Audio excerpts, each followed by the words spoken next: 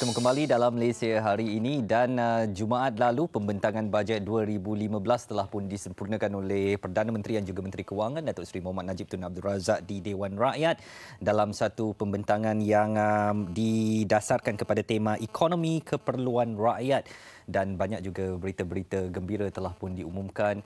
Pejabat awam di luar sana cemburunya saya dengan bonus yang akan anda terima awal tahun depan. Juga mereka yang layak menerima BRIM dengan kenaikan-kenaikan yang diumumkan. Tetapi pada hari ini kami nak menganalisa dan mendalami lagi tentang aspek yang mungkin akan dinikmati dan boleh diperolehi kepada pengusaha-pengusaha industri kecil dan sederhana. Dan bersama saya di studio, mari saya perkenalkan Datuk Hafsah Hashim, Ketua Pegawai Eksekutif SME Corp. Terima kasih Datuk kerana bersama dengan Malaysia hari ini. Pertama, sebagai pembuka bicara, pandangan Datuk secara keseluruhan dari bajet 2015 khusus kepada pemain-pemain industri kecil dan sederhana ini. Bagaimana rasa hati Datuk? Saya dapat saksikan apabila saya menonton TV pada hari itu dan melihat pengumuman yang dibuat. Satu bajet yang pada pendapat saya yang bukan saja menyeluruh, tetapi bajet ini inklusif. Yang saya maksudkan inklusif itu kerana dia merangkumi semua aspek dari segi dari konteks ini, peniaga-peniaga, daripada mereka memulakan perniagaan sehinggalah ke pasaran ekspor.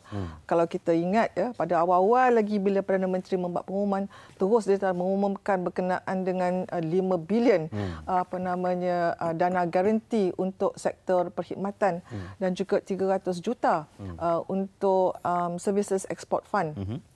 Dan ini 5.3 bilion dah dikhususkan untuk sektor perkhidmatan. Kerana sektor perkhidmatan kita nampak sekarang merancakkan ekonomi negara. Khusus bagi perusahaan kecil dan sederhana, kita dapat saksikan kalau saya buat analisa secara mendalam lagi, daripada 274 bilion yang telah diumumkan oleh kerajaan, kita dapat saksikan bahawa 50 bilion adalah untuk dana pembangunan. Dan daripada 50 bilion ini, 11.4 bilion adalah dikhususkan untuk perusahaan kecil dan sederhana yang merangkumi lebih kurang 22.4% daripada jumlah yang diperuntukkan untuk bajet pembangunan. Dan ini yang kita dapat saksikan. Saya harap dapat merancakkan lagi pembangunan industri kecil dan sederhana, bukan saja dari sudut keusahawanan itu sendiri, bahkan juga dari sudut meningkatkan kapasiti syarikat-syarikat kecil dan sederhana. Kita dapat saksikan dari saya kata menyeluruh, daripada kalau kita saksikan daripada permulaan perniagaan sehinggalah ke pasaran ekspor, dan juga kalau kita slice and dice bajet itu, dia juga meliputi untuk belia. Tak lupa juga untuk wanita. Tak lupa juga Bumi Putra, India, China, semuanya ada. Jadi alhamdulillah satu bajet yang saya rasa boleh merancakkan ekonomi negara yang kita harapkan dapat bertumbuh pada tahun ini dalam lingkungan 5.5 hingga 6% bagi 2014, dan saya percaya dengan bajet serupa ini akan lagi merancakkan, melonjakkan lagi pertumbuhan ekonomi negara. Dan dengan jumlah-jumlah besar yang Datuk kabarkan tadi dan seperti yang telah dimaklumkan oleh Perdana Menteri dalam bajet, nampaknya ada kesungguhan di pihak pemerintah untuk benar-benar membantu mereka yang baru mahu berjinak-jinak dalam dunia perniagaan ataupun perusahaan ini, terutamanya di peringkat PKS ni. Saya bukan saja kata berkesungguhan, tetapi komitmen yang begitu, yang lebih tinggi dan jitu dan padat daripada kerajaan untuk merancakkan dan memastikan bahawa ekonomi industri dan perusahaan kecil dan sederhana ini bertumbuh. Kerana kita dapat saksikan dari segi profil syarikat itu sendiri, sebenarnya 98.5% daripada jumlah perusahaan di Malaysia ini adalah syarikat kecil dan sederhana. Jadi mereka sebenarnya memacu pertumbuhan ekonomi negara. Ketika ini dari segi pertumbuhan ekonomi negara, dari segi sumbangan kepada KDNK negara, mereka menyumbang 33%. InsyaAllah dengan adanya bajet seperti ini dan kemungkinan 2016-17 lagi banyak kot yang dia akan diperuntukkan kepada perusahaan kecil dan sederhana, kita insya-Allah akan melonjak daripada 33% kepada 41% menjelang tahun 2020 nanti. Datuk, apabila bercakap mengenai PKS ini, Tekun pasti menjadi suatu nama atau institusi yang mendapat perhatian banyak pihak bagaimana nak mendapat pinjaman dan sebagainya, dan berita baiknya ada tambahan dana pembiayaan sehingga 500 juta telah pun diumumkan dalam bajet itu. Jadi mungkin kabar ini menggembirakan bagi mereka yang nak memulakan perniagaan. Apakah ada penambahbaikan lain termasuk dari segi proses permohonan, kelulusan dan sebagainya, Datuk? Ya, saya percaya Tekun ketika ini telah pun kata orang simplify atau menyenangkan lagi proses permohonan. Bukan saja Tekun yang memberi pembiayaan untuk memulakan perniagaan. Kita dapat juga melihat AIM sendiri, Amanah Ikhtiar Malaysia, ada 1.8 bilion peruntukan yang telah carve out diletakkan untuk memulakan perniagaan. Dalam pada itu ada juga institusi-institusi perbankan yang juga menyediakan dana-dana untuk memulakan perniagaan, seperti SME Bank umpamanya ada menyediakan dana untuk memulakan perniagaan. Yang saya seronok kali ini, kita perhatikan bahawa bajet ini bukan saja bajet yang dana itu perlu dikeluarkan oleh kerajaan. Dapat kita saksikan peranan yang dimainkan oleh tabung haji. Perasan tak? Tabung haji sendiri ada mengeluarkan dana sebanyak 200 juta ringgit untuk satu program baru seperti account restricted investment account yang akan diberi kepada Bank Islam dan untuk dipinjamkan kepada syarikat kecil dan sederhana. So kita dapat saksikan bahawa dari segi peranan yang dimainkan oleh syarikat-syarikat swasta, private sector, bersama-sama berganding bahu dengan kerajaan untuk meningkatkan pertumbuhan ekonomi negara, satu perkara yang begitu memberangsangkan sekarang ini. Nampak begitu rancak sekali. Nampak begitu rancak dan nampaklah partnership tu yang kita saksikan sekarang untuk sama-sama memikul tanggungjawab meloncatkan lagi dan memainkan peranan yang lebih penting dalam ekonomi negara. Datuk, tahun hadapan April 2015 kita telah maklum GST atau cukai barang dan perkhidmatan akan diperkenalkan, dan saya rasa usaha-usaha masih dipergiatkan kerajaan untuk memberi kefahaman tentang apa itu sebenarnya GST. Tetapi pasti pengenalan GST ini akan melahirkan sedikit kebimbangan di kalangan pengusaha yang mahu baru berjinak-jinak dengan dunia perniagaan. Mungkin Datuk dapat mengenal pasti atau mencungkil apakah bentuk bantuan yang disediakan oleh kerajaan bagi mengatasi kegusaran terutamanya kepada pengusaha-pengusaha. Yang pertama sekali yang saya ingin maklumkan kepada penonton-penonton di luar sana, mereka gusar kerana mereka tak ada ilmu, tak ada pengetahuan, kerana mereka tak tahu apakah dia kemungkinan sinarai-sinarai yang at least yang dikecualikan. Dan dalam pengumuman baru-baru ini kita dapat saksikan bahawa kerajaan telah mengumumkan dan memperbesarkan lagi sinarai-sinarai yang dikecualikan. Jadi saya mintalah kalau boleh penonton-penonton sana, terutama sekali syarikat-syarikat kecil dan sederhana, mereka kena tahu maklumat dan tahu apakah dia senarai yang dikecualikan. Itu yang pertama. Yang kedua, mereka kena tahu bagaimana untuk sama ada mereka tu perlu ke tidak register kepada mendapatkan nombor GST itu. Kerana hanya syarikat-syarikat yang mempunyai revenue ataupun penjualan lebih daripada 500,000 ke atas saja yang mandatory, yang kena ada nombor GST itu, yang kena GST compliant kata orang. Dan kalau mereka tidak berdaftar sehingga kepada akhir tahun ini, mereka dikenakan RM30,000 fine ataupun 2 tahun penjara. salah satu atau kedua-dua. Tengoklah bagaimana dia punya penalti yang dikenakan kan. Jadi mereka kena tahu maklumat-maklumat ini. Dan apabila maklumat-maklumat ini dah tahu, saya rasa kegusaran sama ada GST compliant ataupun tidak tu boleh dikikis ataupun diminimalkan sebaik mungkin. Kerajaan pada saya telah pun memberi pelbagai cara maklumat kepada mereka dan SME Corp bekerjasama dengan Lembaga Hasil Dalam Negeri juga dengan Jabatan Kastam, kami turun padang.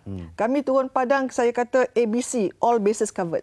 ABC maknanya kita turun jumpa NGO, kita turun memberi maklumat kepada persatuan-persatuan industri, kita pergi kepada dewan-dewan perniagaan. Pada tahun ini saja daripada bulan Julai sehinggalah pada akhir tahun kami telah pun merangka 92, saya panggil program-program outreach. Ketika ini 70 daripada program-program tersebut telah pun kita langsungkan dan melibatkan dari segi peserta-peserta lebih daripada 16,000 peserta yang telah mengambil bahagian. Dari segi jumlah syarikat yang wajib mendaftar GST ini, apabila kami congak-congak dan kita lihat dari segi profil syarikat yang mempunyai jualan lebih pada RM500,000 ke atas, mereka merangkumi lebih kurang 150,000, 160,000 syarikat. 150,000 itu syarikat kecil dan sederhana. Lagi 10-12,000 syarikat-syarikat besar.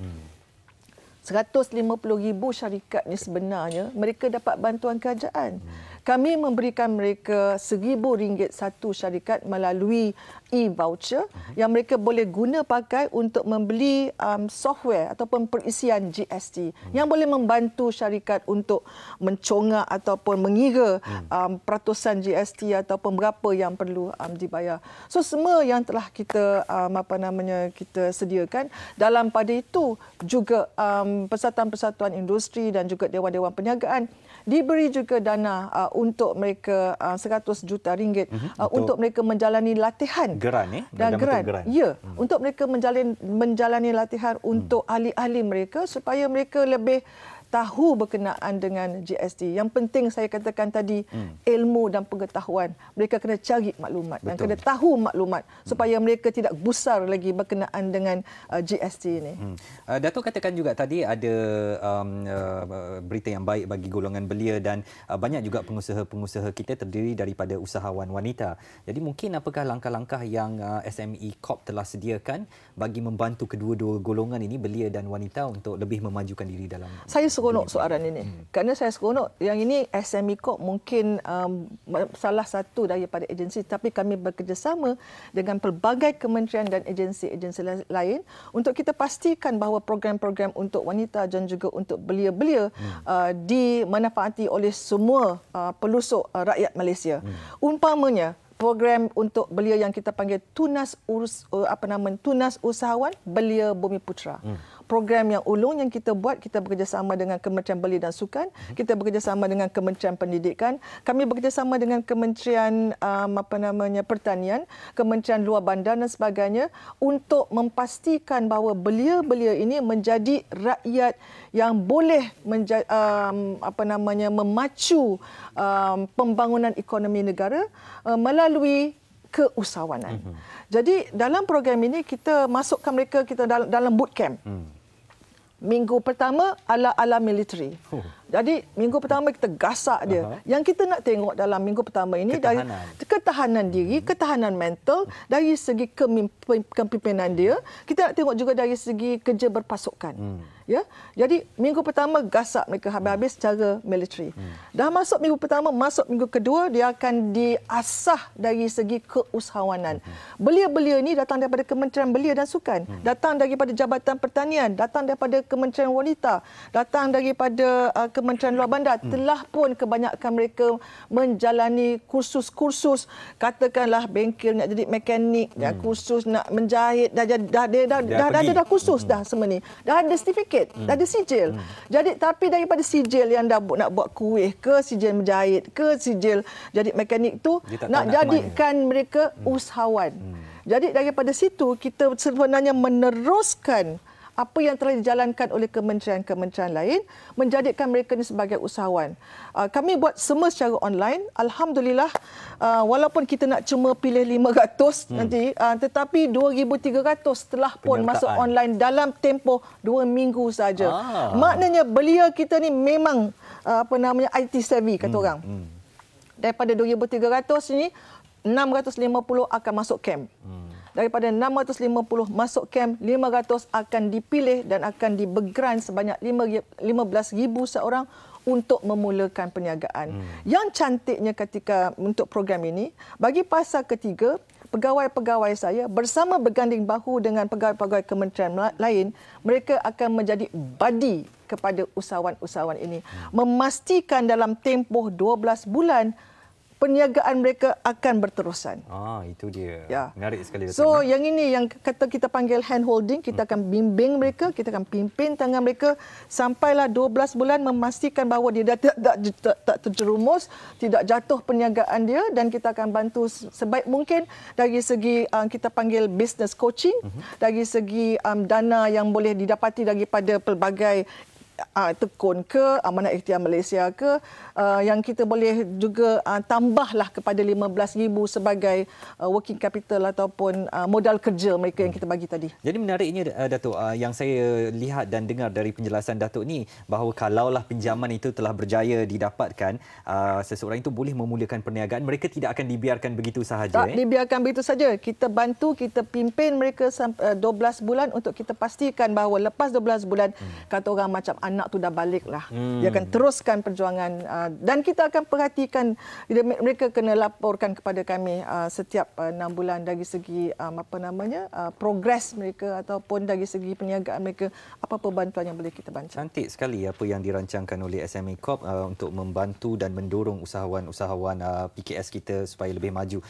Cuma saya nak bertanyakan soalan di peringkat masyarakat biasa, Datuk. Kalau mereka mempunyai produk, mempunyai cita-cita, ke mana sebenarnya, banyak daripada kita juga tak tahu nak ke mana, apa yang boleh dibuat dan sebagainya. Mungkin tergambar perkataan tekun, tetapi untuk pergi ke sana dan apa yang nak dibuat, mungkin Datuk boleh ceritakan sedikit secara asasnya. Secara asasnya pada saya, kalaulah mereka di kalangan yang belia, yang muda-muda belaka ni ya, semuanya sekarang ni maklumatnya semuanya dah ada secara online. Ya, dan kami sendiri seperti saya katakan tadi, in fact dari segi nak memohon, permohonan semuanya kita buat secara online. Jadi kalau pergi ke SME Corp secara fizikal dan juga secara online di SME Corp, kita ada yang kita panggil One Referral Center ataupun pusat rujukan setempat. Dalam pusat rujukan setempat ini ada maklumat, nak tanya maklumat berkenaan dengan tekun ada, maklumat berkenaan AIM ada, nak tanya maklumat berkenaan dengan SME Bank ada, ataupun nak maklumat berkenaan dengan Microsoft 360, semua ada. Jadi ditempatkan di SME Corp tingkat 4 pejabat kami, diletakkan juga pegawai-pegawai daripada pelbagai institusi perbankan, termasuklah daripada PUNB, daripada AIM dan sebagainya. Mereka bersedia untuk memberi khidmat nasihat on the spot lah kepada mereka yang datang secara fizikal. Kalau tidak secara fizikal, dan maklumat ini memang tersedia ada dalam secara online dalam melalui website SME Corp dan juga SME Portal. Datuk, gambarkan pula, kalau Datuk dah ceritakan tentang mereka yang baru nak berjinak-jinak, bagaimana pula mereka yang telah berada di tengah jalan tetapi merangka untuk lebih maju lagi untuk mengembangkan perniagaan? Saya difahamkan ini ada dana untuk membantu penggunaan teknologi baru, automasi dan inovasi, 80 juta ringgit diperuntukkan. Jadi mereka yang telah berada di tengah-tengah perniagaan dari kecil telah nampaknya berjaya, apa lagi yang mereka boleh manfaatkan daripada itu yang tadi saya kata ni, bajet ini menyeluruh dan inklusif. Kerana daripada nak mula berniaga sampai ke pasaran ekspor. Jadi bagi mereka yang nak mula berniaga tu ada dana yang lain yang kita sediakan tadi, yang saya katakan dana untuk memulakan perniagaan. Bagi mereka yang sedang berniaga ni, yang sedang berniaga, yang perlu kita merancakkan perniagaan mereka, yang kena ada, yang kita nak lompatkan mereka, kita panggil Business Accelerator Program. Ya. Kalau kita saksikan dalam pengumuman bajet baru ini, walaupun diletakkan 10 juta, sebenarnya kami bekerjasama bersama dengan pelbagai kementerian dan agensi lain untuk tadi skim otomasi dan permodenan disediakan 80 juta untuk mereka bagi mereka membeli mesin dan peralatan supaya dapat meningkatkan produktiviti, dapat mereka automate proses-proses mereka. Juga kita saksikan ada dana yang disediakan untuk perniagaan secara franchise umpamanya. Di situ juga kerajaan telah memberi bantuan dan juga kami saksikan juga dari segi mereka yang ingin bukan saja berniaga di Malaysia tetapi akan pergi ke luar negara secara ekspor. Tadi saya katakan tadi 5.3 bilion disediakan untuk mereka pasaran ekspor. 4 dana baru yang telah diumumkan yang saya rasa akan juga merancakkan ekonomi negara tahun depan. Ini cara lain yang kerajaan memberi option ataupun pilihan kepada usahawan-usahawan kecil dan sederhana. Yang pertama sekali dari segi SME Investment Program. SIP ataupun program pelaburan perusahaan kecil dan sederhana. Yang ini menggunakan satu kaedah ataupun pendekatan yang bukan melalui perbankan. Dia menggunakan kaedah bahawa private equity ataupun kita menggunakan kaedah dari segi modal teroka di situ. Di sini kerajaan menyediakan 250 juta ringgit, akan kita match ni dengan investor atau pelabur sebanyak 150 ringgit, dan kita dapat saksikan bahawa sekarang ada lagi jumlah yang besar akan kita createkan, kita panggil SME partner. SME partner ini akan melabur dalam perusahaan kecil dan sederhana, ambil equity, bukan melalui kaedah pembankan, dan mereka akan melonjakkan lagi, meningkatkan lagi pertumbuhan syarikat kecil dan sederhana. Itu satu kaedah baru yang diumumkan dalam bajet ini. Dalam pada itu, Bank Negara Malaysia juga ada menyediakan satu lagi kaedah yang menjurus kepada perbankan, iaitu IAP ataupun Investment Account Program. Dan saya nampak dalam bajet kali ini pelbagai pilihan sebenarnya yang disediakan kepada usahawan-usahawan di luar sana. Saya rasa mereka tak tahu kod mana satu yang elok untuk mereka. Betul. Datanglah ke SME Corp, datanglah ke Bank Negara Malaysia, datanglah ke PUNB, datanglah ke AIM, ke Tekun dan sebagainya. Kami bersedia untuk memberi khidmat nasihat kepada usahawan-usahawan di luar sana. Yang tak tahu tu nak pergi yang mana kerana sebenarnya banyak sangat pilihan. Nak pilih. Banyak jadi nak pilih. SME akan memberi nasihat. SME Corp akan memberi nasihat. Kita orang kata a lot of fun. Having fun, a lot of fun. Jadi manfaatkan. Dimanfaatkan. Baik. Terakhir, Datuk, dalam pertemuan kita ni secara ringkas saja. Kalau ada satu perkataan yang mungkin Datuk nak kongsikan kepada mereka yang teragak-agak ni nak menceburi atau tidak, takut dunia perniagaan ni nanti akan membebankan hutang yang banyak kalau tak berjaya dan sebagainya. Mungkin ada satu perkataan keberanian mungkin ataupun cabaran dan kecekalan mungkin yang Datuk percaya satu perkataan ini boleh dipegang oleh mereka yang di luar sana. Saya rasa satu perkataan yang perlu mereka tahu, perkataan ilmu. Kerana perkataan ilmu itu akan membawa mereka kepada kecekalan. Perkataan ilmu itu akan mengurangkan kegusaran hati. Betul. Perkataan ilmu itu akan membawa syarikat mereka, perniagaan mereka kepada satu tahap hinggalah ke tahap antarabangsa. Jadi, sebab kalau tanpa ilmu, mereka tak tahu macam mana nak memulakan perniagaan, mereka tak tahu nak pergi menerokai pasaran mana, mereka tak tahu macam mana nak merancakkan dan melihat pelbagai dana yang disediakan oleh kerajaan, tak tahu mana satu nak pilih. Betul. Ilmu itu penting. Itu dia. Sungguh semangat saya dengar ni. Sambil bercakap dengan Dato' Hafsah, saya terfikir-fikir macam apa perniagaan yang boleh saya buatkan. Sebenarnya nampak begitu banyak sekali peluang dan dana yang telah diperuntukkan kerajaan hanya untuk dimanfaatkan oleh rakyat yang, kata Datuk tadi, berilmu, tahu merangka dan mencorak perniagaan apa yang nak dilakukannya. Kita ucapkan terima kasih kepada Datuk Hafsah Hashim, Ketua Pegawai Eksekutif SME Corp, kerana telah bersama dengan MHI memberi penjelasan, memperincikan lagi bajet 2015 yang telah diumum Perdana Menteri Jumaat lalu. Kalau anda nak tahu banyak, boleh layari laman web SME Corp, dan banyak lagi agensi-agensi berkaitan untuk mendapatkan idea asas di mana sahaja hendak bermula dan ke mana arah tuju. SME Corp bersedia untuk membantu. Sekali lagi terima kasih Datuk, dan insya-Allah kita berjumpa di lain kesempatan. Baik, Kita nak bergabung bersama rakan-rakan setugas Zaim dan Wani. Ada pelbagai bingkisan lagi yang nak dikongsikan. Jadi apa kata kita saksikan apa sahaja yang nak dikongsikan tu. Okey, terima kasih Izwan, terima kasih juga Datuk Hafsah Hashim untuk perkongsian yang dikongsikan tadi. Dan yang paling penting ni, apa saja kita lakukan harus ada ilmu untuk berjaya. Betul, semangat betul lah Zaim pada pagi hari ni ya. Lapar ya? Lapar juga. Tapi kita akan sambung untuk bersarapan selepas ini. Apa Okey, kita nak kongsikan berkaitan dengan berkaitan tentang perkongsian dari negeri Pahang pada awalnya. Sekarang ni kita nak berkongsi pula di negeri Sabah. Bersesuaian dengan Tahun Laut Malaysia 2014, kami bawakan pelbagai bingkisan bagi menarik perhatian pengunjung tempatan dan juga luar negara. Dan sekarang kita nak bawa anda membeli belah di mana, Wani? Di Gaya Street, Kota Kinabalu, yang mana di sini merupakan pasar tamu.